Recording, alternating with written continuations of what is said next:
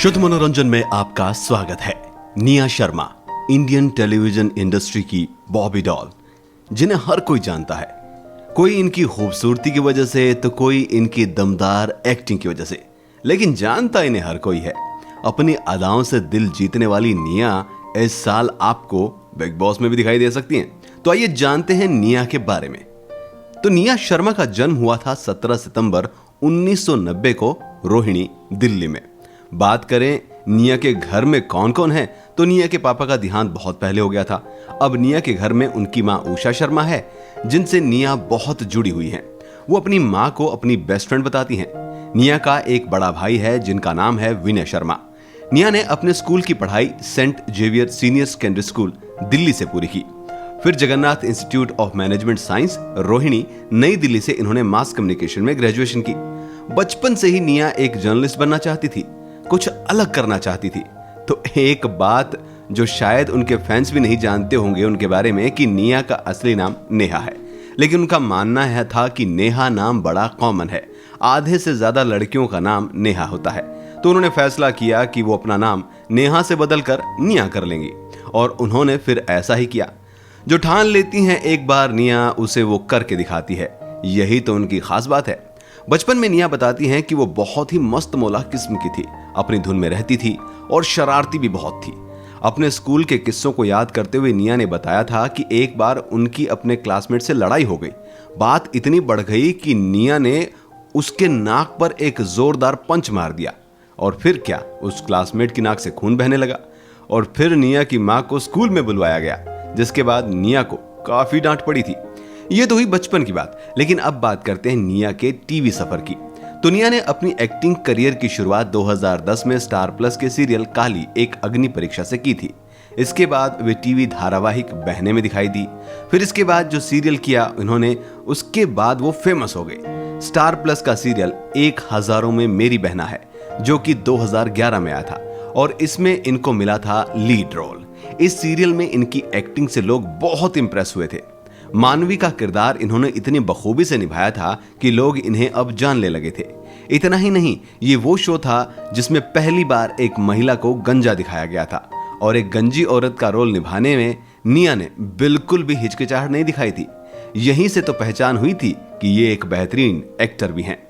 लेकिन ये किरदार करने के बाद इन्हें डार्क सर्कल की दिक्कत बहुत हुई थी, जो कि मेकअप की वजह से हुई थी, जिसके लिए इन्होंने 4 महीने तक स्किन ट्रीटमेंट कराया ताकि इनकी स्किन फिर से चमकने लगे।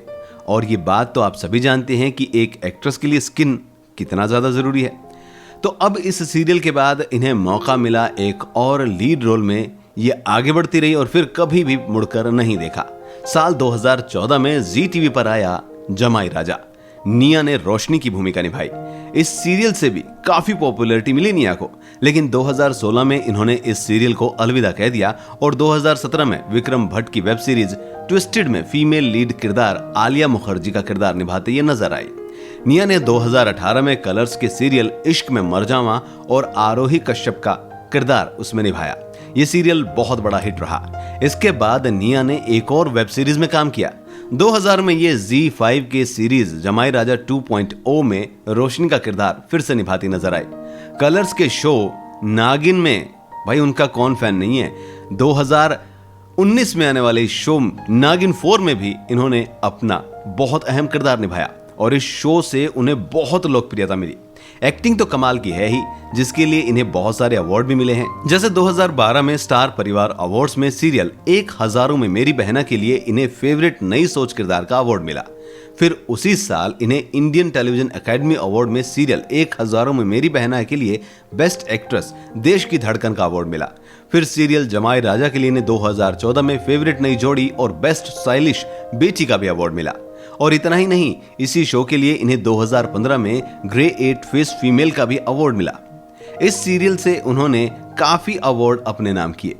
एक्टिंग की वजह से तो काफी अवार्ड्स मिल ही चुके थे, लेकिन अगर खूबसूरती की बात करें तो निया 50 सेक्सिएस्ट एशियन वुमेन में भी अपना नाम कमा चुकी हैं। इतना ही नहीं, ये एक बैली डांसर भी हैं, और सिर्फ डेली सॉप्स ही नहीं, बल्कि इसके अलावा निया को रियलिटी शोज में भी देखा गया है। रियलिटी शो कॉमेडी नाइट बचाओ सीजन 2 में उन्होंने कॉमेडी की थी, और इसी शो के साथ उन्होंने अपनी कॉमिक टाइमिंग से लोगों का दिल भी जीता था।